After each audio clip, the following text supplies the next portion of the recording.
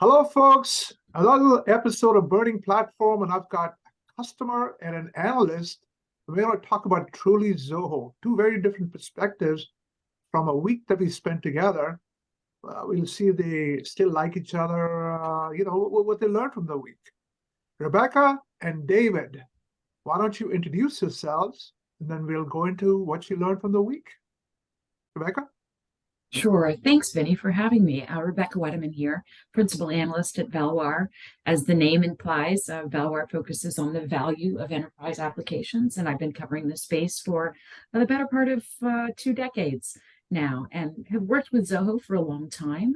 Followed what they're doing both on the CRM side, also the broader application side, collaboration, and on the human capital management side. So this was really a unique opportunity to spend some time with you, Vinnie, the rest of my peers, I but couldn't have also been the the team at highlight of the Zoho. event.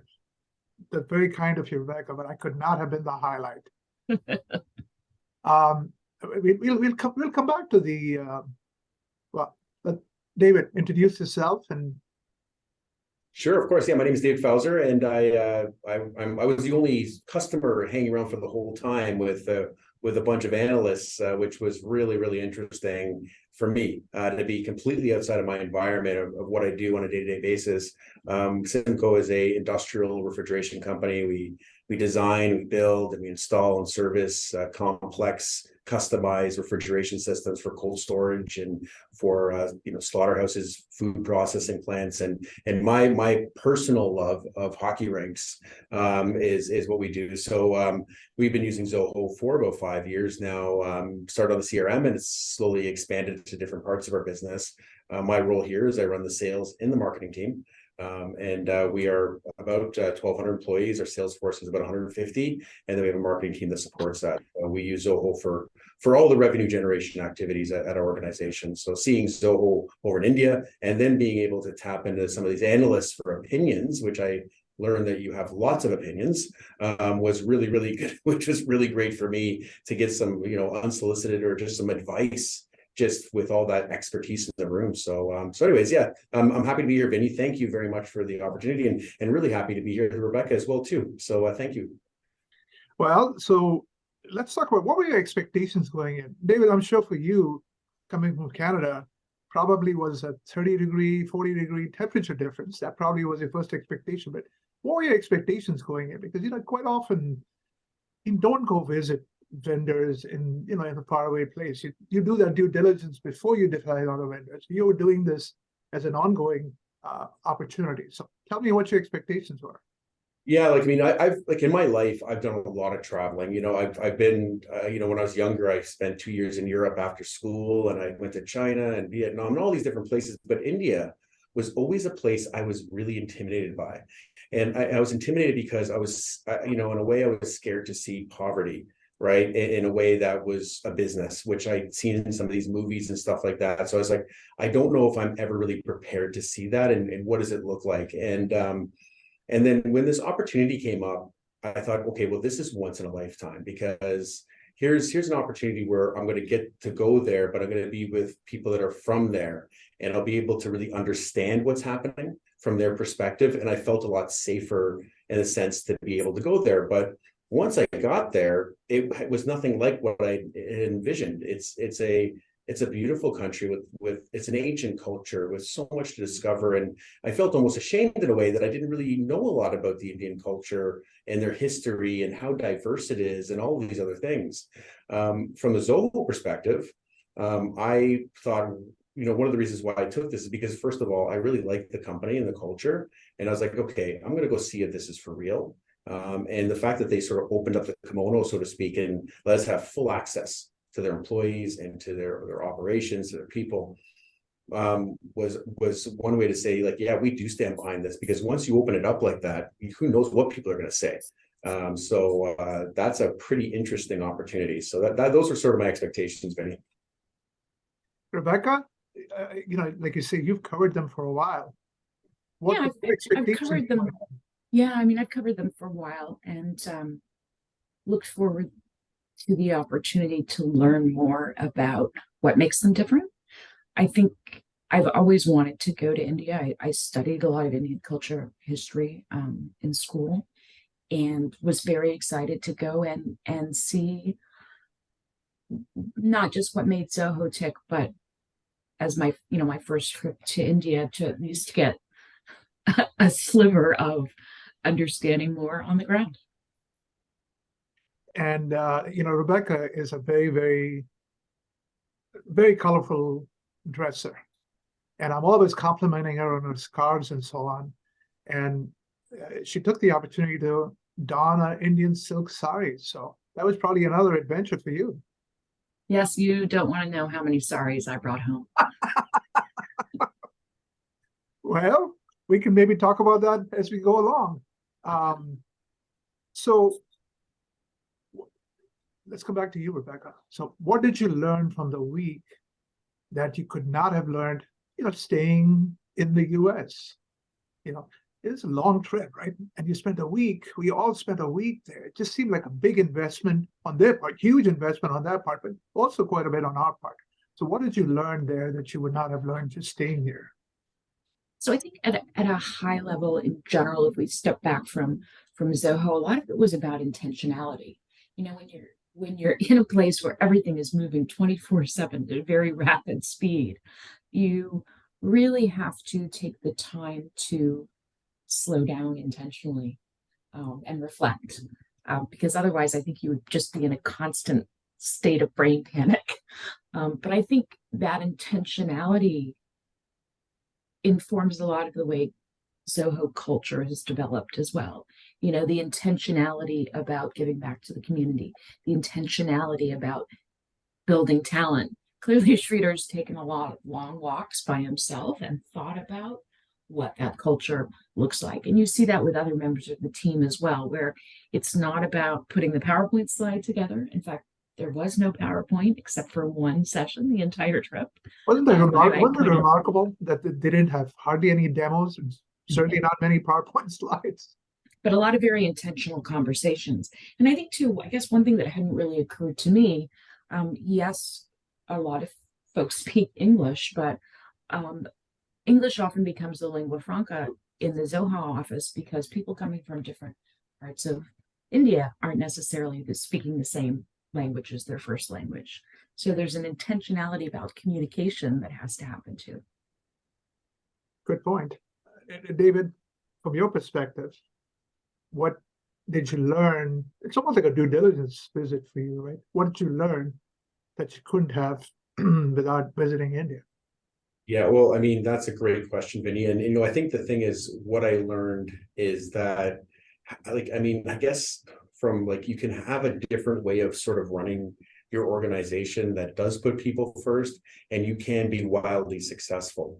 When a lot of times when you were in your analyst meeting, I didn't always go to all of those, and I was having meetings with different groups within the organization, and I saw firsthand the energy, the energy and enthusiasm. I almost asked for a job because it just seemed to just suck me in. I wanted to be part of this, whatever it was, and I think that I learned how much energy you can get when there's this sort of positivity in the air, and how the creativity just flows. Because I had a couple meetings where we were being really creative, and these guys were really interested in what my ideas were from the front line and how they could incorporate it. And that just is, it gives a lot of energy. So I think that's what I learned, is just this way that maybe we don't have it right with some of these private public companies and our focus. And anyways, that's my food for thought, I guess, as I came back. So from my perspective, I've known Zoho Sridhar for over 15 years. And over the years, I've heard from them several things. So Raju has walked me through global office location strategies, right? So he always talks about our preferences always a secondary or even a tertiary city. So he described to me how they decided to move to Austin.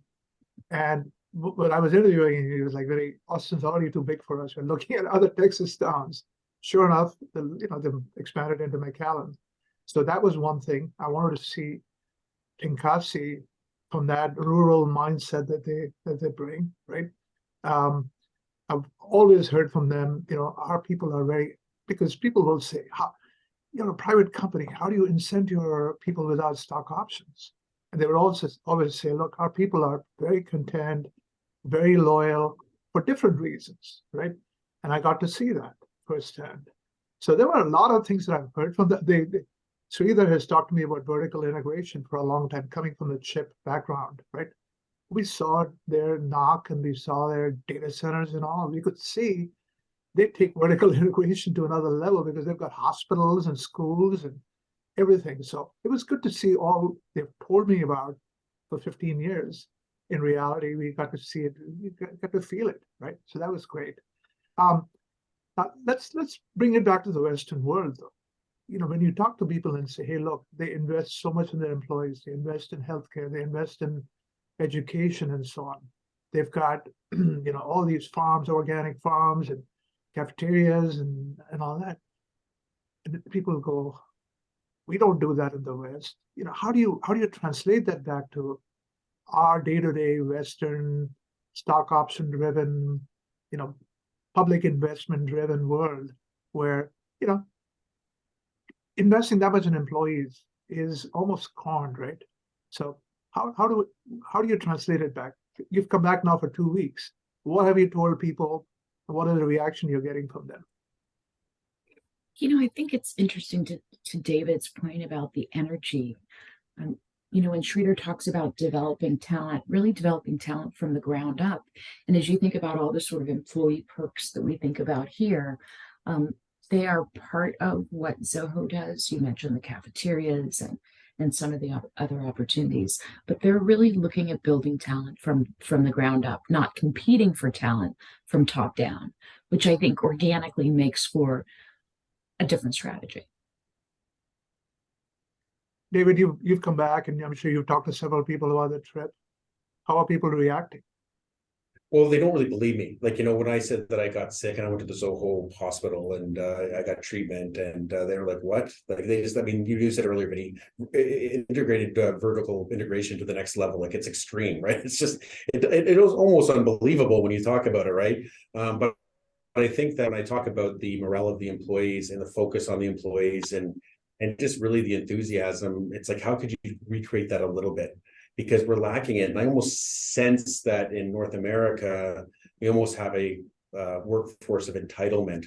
And it's a little bit more in there. I felt it was like it almost, I don't know what it was like in the early 1900s in the US and Canada when we first started to, you know, create some of this mass production type of, I have to think that maybe it was a little bit like that back then where people felt that they were, you know, doing something new and something different and they were doing better than their parents, et cetera, et cetera. Like it just seems like over here to incorporate some of those would be very expensive. And I don't know if you could recreate it necessarily with the culture that we have over here without great difficulty. However, with that being said, I have found myself being way more empathetic to the people that I work around and trying to see what else can we do from a human side perspective and so on and so forth to make it less about sort of that next quarterly number and more about like, how are you feeling today and how can we make this a better place to work. I can't make a Zoho culture at Cimco overnight, but you can make little moves that could put you on a different direction for sure. So I am inspired by it, Vinnie. Like I'm certainly inspired by it for sure.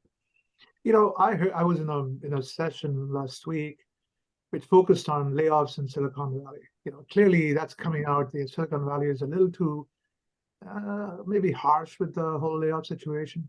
And somebody came up with the idea we should have unions in Silicon Valley. And I was thinking, you know, Zoho doesn't need a union. They've got a symbiotic relationship between the management that is loyal to the employees and the employees pay it back, right? So it's if he can bring that little bit of that culture here, right? Not the Wall Street driven, completely hard nosed versus the, you know, the labor which says I got to be strident and strike every so often to get what I want. I think it'd be great. Rebecca, Well, you have a point. yeah, I mean, and I think too practically, you know, we talk about, yes, there is a lot of focus on employees and on taking care of employees and community at Zoho, but let's be real, this is this is a capitalist company too, right? So they're doing things that make sense from a business perspective. So it's not just about layering on what needs to be there, but they have longer employee tenure, which means they can think more thoughtfully about products and coordination. They have employees making decisions and taking responsibility at levels that we wouldn't necessarily see in other organizations. So there are a lot of benefits to having that approach. And I think a lot of times we talk about employee experience, or the HR department is something that's layered on or managed aside. And really, when you think about it as part of how do you build talent and build products building that talent, then you find that there are very good business reasons for doing what they're doing.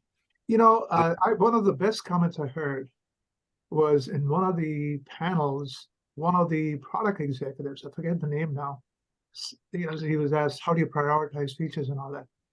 And he made a comment, he says, I'm a capitalist. I look for what will make Zoho the most money. And I thought that was like, wow, we're hearing so much about culture. It's good to hear these guys are really financially driven too, because we want them to be successful and, keep going for the next 20 years. You don't want them spending too much money on employees and not focused on being profitable.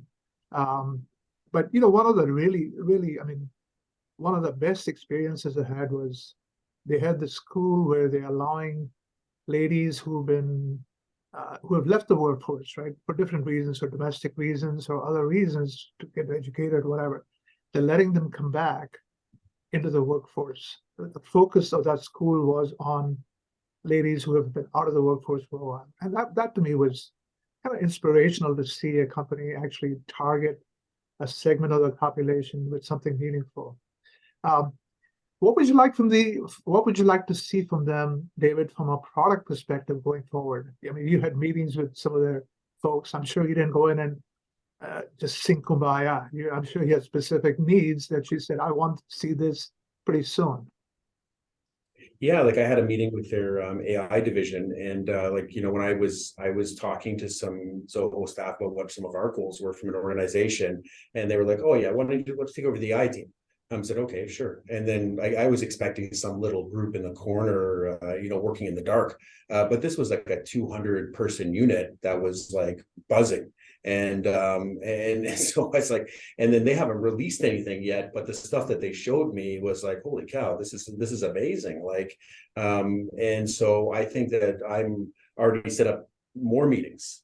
We're having some of those people come from India coming over to Cimco, and we're going to really investigate some things to see if there's a match there. And that's one of the things that I think I really, really enjoyed about that was, I think that we go back to the culture again, and we talk about the longevity of staff and et cetera, but I felt that there was a real sense of safety that the people felt there. Like there's nobody worried about, what they had to say or how they said. They just spoke their mind, and they're just really have a growth mindset, in the sense that when I say, could we do this or could we do that, the brain started clicking with those guys right away. And we started to like whiteboard stuff immediately. And that's really inspiring from a customer perspective, to have that kind of access and that kind of interest. I had sort of felt like, wow, like these guys really want to see me be successful. But again, goes back to Rebecca's point, they are a corporation, they are looking to make profits, and what a great way to integrate into our business with a new product that once it's here, it's not going anywhere, right? So it's that to me, Vinnie, is what my point on that. Rebecca, did you see something that prompted you and said, I gotta push them for this in the next few months or next year? I hesitate a little bit, Vinnie, because not wanting to put them into a Western box, even though clearly they're going after Western markets now. I think the decentralized nature of Zoho means that they don't always help customers or analysts put the overall value prop and pieces together. So if we think about what they're doing in the people space with People and People Plus, right? Their HR applications. Certainly they're doing a lot to support the idea of transnational localism as they think about their HR applications, but also thinking about how the culture builds into the talent, how the common platform and collaboration really is an asset that they can make more of across the stack. One of the really interesting conversations that we had with Sridhar's sister, Radhika, about all of the capabilities that are built outside in the different groups and then brought into the platform as they reach a certain point. I think helping customers understand what that looks like and helping explain what that looks like from a value perspective could be very valuable for them. Every time I have a meeting with them, David, you mentioned the AI group.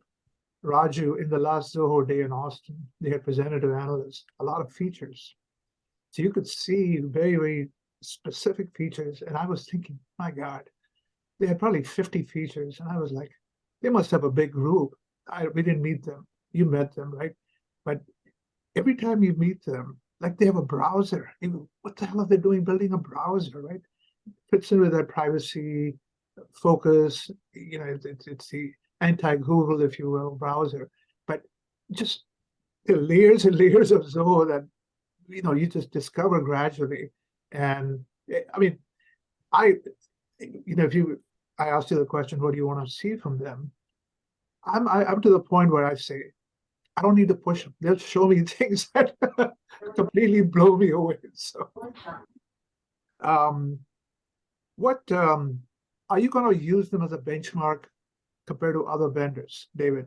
You don't just deal with. I met several of the other customers there, and many of them have SAP as a backend operational system. You use some of SAP also. Are you going to use them as a benchmark for other vendor decisions, management, etc.?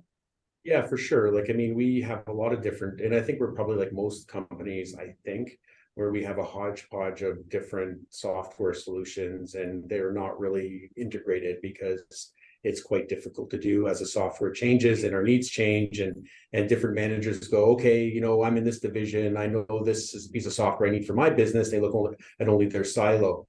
I came back. I know that we've got to make a decision as a company for SAP in the next couple of years because it's our current version is expiring.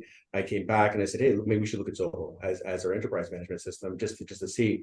I think going back to your last question, Vinnie, there's a certain level of credibility that I don't think they have in the market as an SAP alternative, right? So that was I think that would be an uphill battle in this organization with the IT group that we have that would say, okay, do we actually want to look at this seriously, or do they want to go with the more safer choices that are available in the market, or do we just continue with SAP?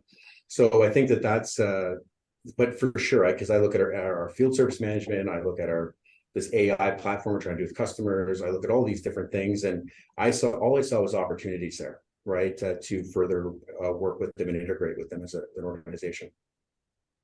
Rebecca, you said you don't want to box them with the Western vendors, but as an analyst, you'll have to, right? You'll have to, your version of your magic quadrant, right? You'll have to put them around the others. So are you going to look at them from a different vein now compared to the other vendors you follow? I think I have a better understanding of why they do things the way they do them. Which, as an analyst, selfishly makes it easier for me to put them in a specific bucket, if you will. I think that to your point about features and functions, boy, there's a lot of things going on there. And yet, David, to your point about SAP is so wide in so many industries. Zoho to me is still a horizontal player, so I can understand why IT would be would want to do a lot more due diligence. So, but, I mean, given the model, given their pricing model, given their attitude, given their approach, I mean, over the next several years, maybe the decade, God, future is so bright. I think too, if we think about Zoho from an ERP perspective, or even from an HR or CRM perspective, every other vendor in each of those respective spaces is trying to articulate and execute on how they bring collaboration into the line of business applications, right? Everyone. Yep. So with Zoho already with a common platform for collaboration as a part of those line of business applications, they're a way step ahead of folks either looking to build, acquire, or develop those integrations to collaboration within the line of business.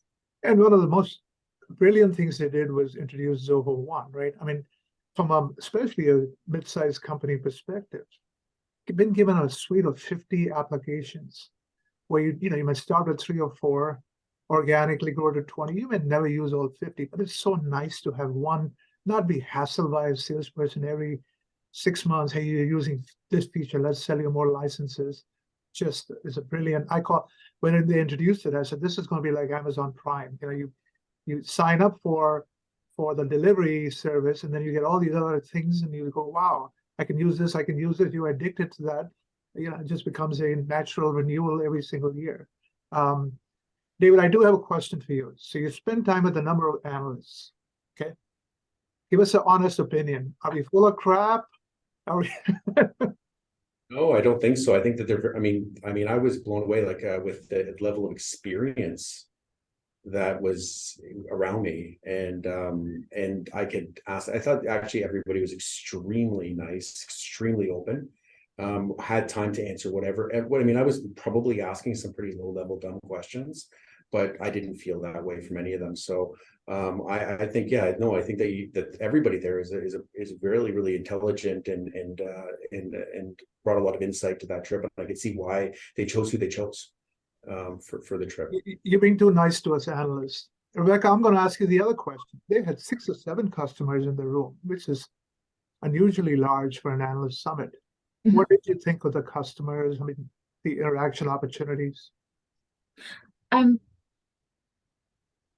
it was a good breadth and understanding to your point about how customers adopt over time, which is a really important part of this. How do you get more value over time from the application? I always love more time with customers, but the connections with employees I think was really important too, and the time that employees chose to spend with the analysts who were there in those kind of interactions, I think helped us better understand them, but also help them better understand how analysts work. I mean, the fact that they had a panel of all the analysts, and they for an hour just shot questions at us.